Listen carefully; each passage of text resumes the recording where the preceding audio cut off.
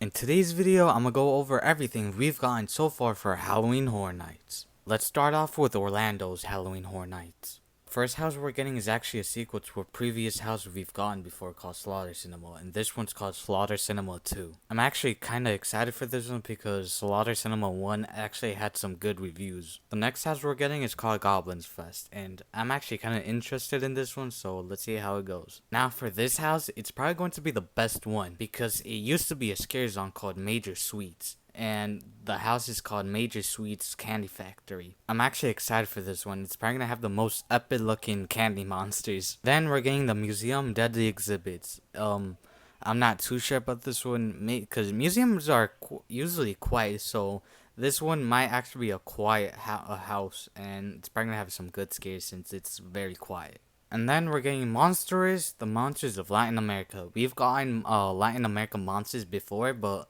I don't know about this one. I don't know if it's like all Latin American monsters or just one specific Latin American monster. I believe it's all like multiple ones, which is probably gonna be kind of cool actually. Soon after, we got another haunted house announcement called Triplets of Terror, and I'm not too sure about this one because the picture for this house that came with the announcement looks AI generated, so I don't know about this one. I'm not really excited for this house. We're finally getting a Quiet Place haunted house, and it's probably going to be up there, maybe right next to Major Sweets Candy Factory. I don't know, maybe above it. Who knows? Because if you've never seen The Quiet Place, most of the movie is quiet. Nobody talks in the movie. And if you think about it, this house is actually probably going to be quiet. It's gonna be mad terrifying. Next up is Ghostbusters Frozen Empire. It's getting its own house. And I'm actually surprised this movie specifically is actually getting a house because it only came out back in March. It's still kind of brand new, but at the same time, it's a couple months old actually. We did get Ghostbusters as a house a couple years ago, and I believe the reason they're doing it is because it is the 40th anniversary, I think, for the original movie. This house might have potential because it does have those terrifying moments, especially Karaka. She is kind of creepy, but at the same time, it kind of doesn't because it does have some element of the cartoon of the real Ghostbusters, which is kind of goofy. We're actually getting an Insidious house called Insidious the Further. It probably does have potential. I kind of see this house as being a good house. Then we got our first scare zone called Torture Fair, and I'm kind of interested. Most of these announcements, I'm kind of interested, but this one, uh, it's kind of am. And our second scare zone is Swamp of the Undead. It's probably gonna have a bunch of swampy zombies or something like that. And our first show, actually, I think it's our only show called Nightmare Fuel Nocturnal Circus. Our third scare zone is Duality of Fear, and I'm actually, this one looks cool. I'm actually very interested in this one, so I'll be reviewing this scare zone for sure. And our last scare zone is called Demon Queen. And as of right now, the recent announcement, it's actually a house called Eternal Bloodlines. I'm not sure if this is the last house actually. But as of right now, there hasn't been any more announcement for Halloween Horror Nights Orlando.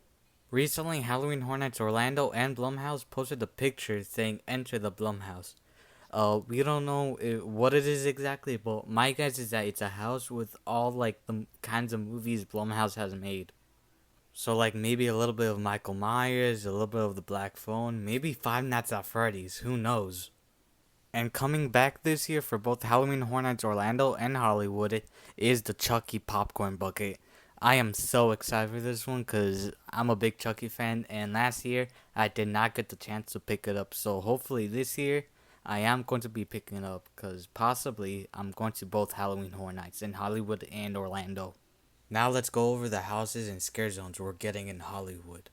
The first house is A Quiet Place, and like I said earlier, it's probably going to be one of the scariest houses we're going to get this year. Next house is Dead Exposure Death Valley. In this case, it seems like it's radioactive zombies. That's my guess, radioactive zombies. The third house we're getting is Monsters 2, The Nightmares of Latin America. And this one seems like a lot of Latin American monsters are coming to this house, which is going to be cool actually. And again, we're getting Ghostbusters Frozen Empire. The layout of the houses are probably going to be different, but who knows? Well, Hollywood might make it better. We're also getting Insidious the further in Halloween Horror Nights Hollywood. And Eternal Bloodlines. A new house we're getting is the Texas Chainsaw Massacre, The Legacy of Leatherface. And this one, oh boy, it's probably gonna have some very good scares. For the first scare zone of Halloween Horror Nights, it's Luchadores Monstruosos. Apologies if I said it wrong. Our second scare zone is Murder of Crows. And for our third scare zone is Chainsaw Punks. So basically, it's our usual chainsaw people that we usually get, but I guess they're punks this time. And as of right now, we have not gotten a fourth scare zone for Halloween Horror Nights Hollywood. But possibly by the time you're watching, they might have already posted it. And that's it for today's video. That's everything we know as of right now for both Halloween Horror Nights Orlando and Hollywood.